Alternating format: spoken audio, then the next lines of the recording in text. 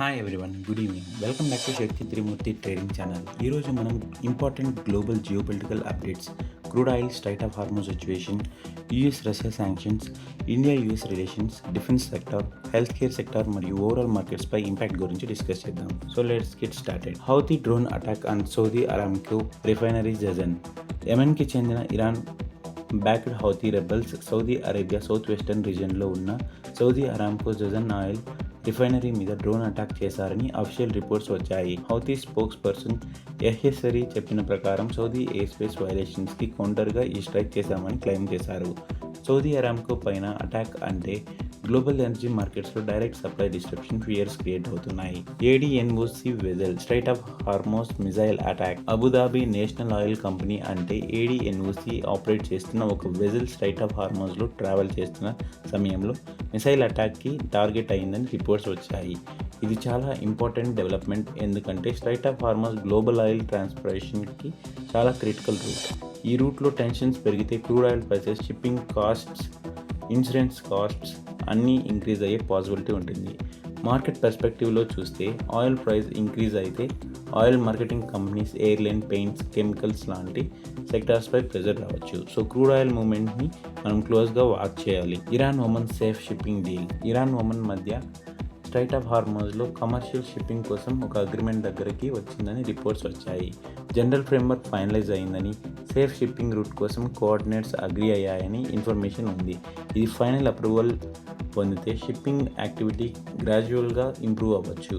మార్కెట్కి ఇది positive signal, ఎందుకంటే స్ట్రైట్ ఆఫ్ హార్మోజ్లో షిప్పింగ్ నార్మల్ అవ్వడం అంటే గ్లోబల్ ఆయిల్ సప్లై చైన్కి స్టెబిలిటీ పెరిగే ఛాన్స్ ఉంది. So investors, especially crude related sectors, ఈ డెవలప్మెంట్స్ని క్లోజ్గా మానిటర్ చేయాలి. Iraq oil exports plan.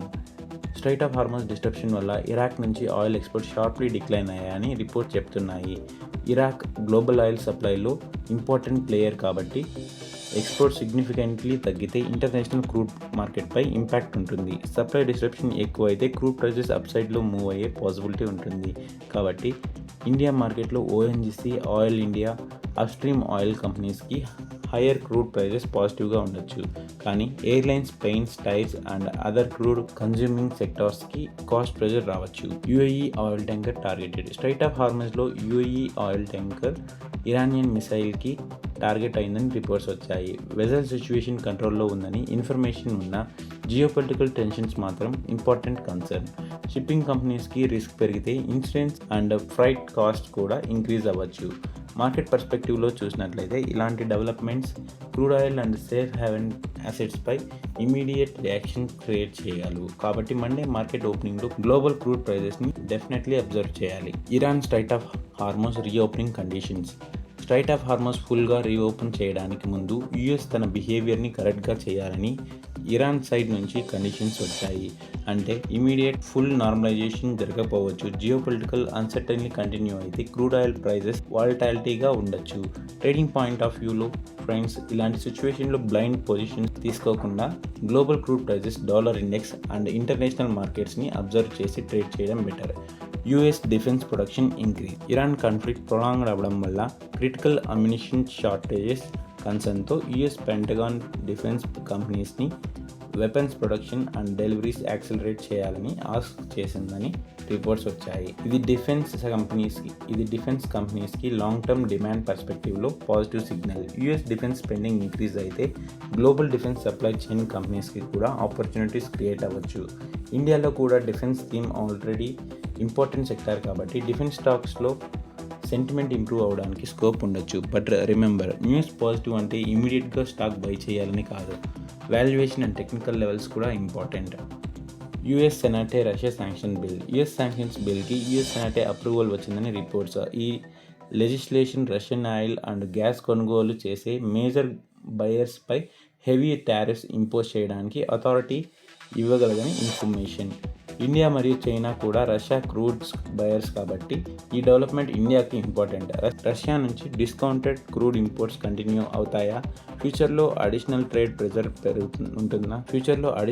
Pressure ఉంటుందా? ఈ question market participant closely monitor చేస్తారు. GTRI India exports risk. GTRI warning ప్రకారం రష్యా శాంక్షన్స్ కంటిన్యూ అయితే రష్యన్ క్రూడ్ పర్చేస్ చేసే కంట్రీస్పై టారిఫ్ ఇంపాక్ట్ రావచ్చు.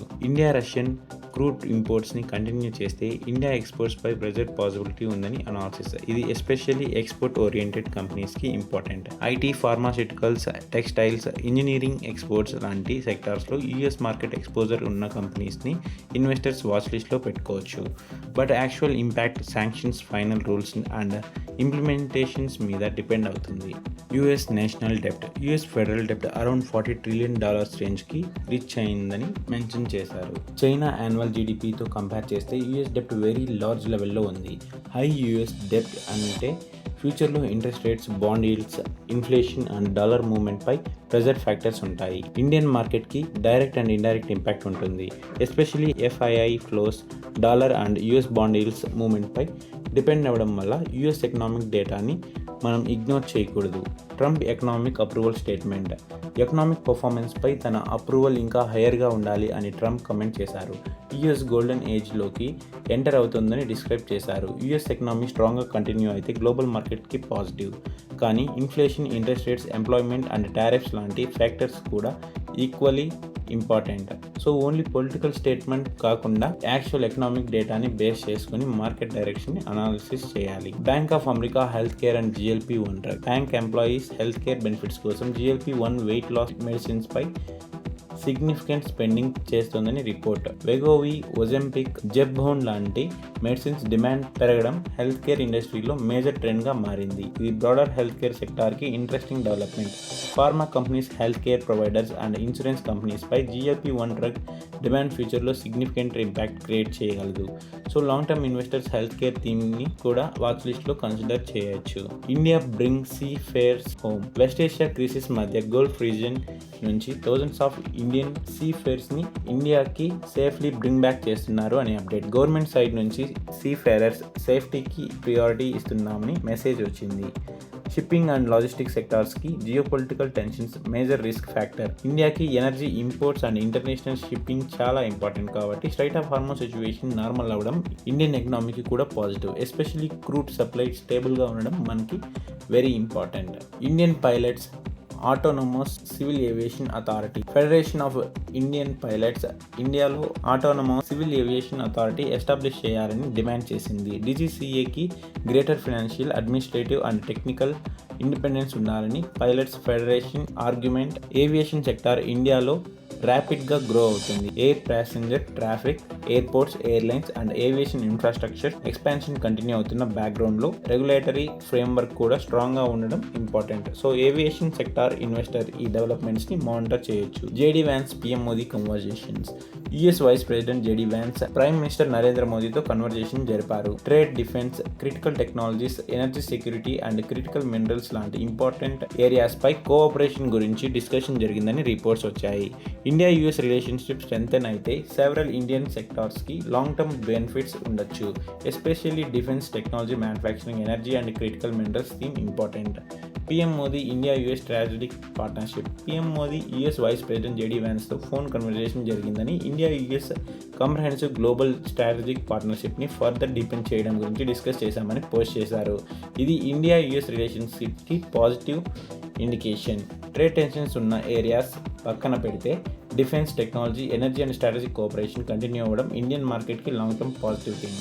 సో ఫ్రెండ్స్, ఓవరాల్గా ఈరోజు అప్డేట్స్ని కంబైన్ చేస్తే Houthi drone attack and Saudi Aramco refinery Jazan, strait of Hormuz tensions, crude oil volatility, Russia sanctions, India US relations, defence spending, health care trends, ఇవన్నీ మార్కెట్కి important themes. Friends, ఇవాళ మనం cover చేసిన important global and market updates ఇవే.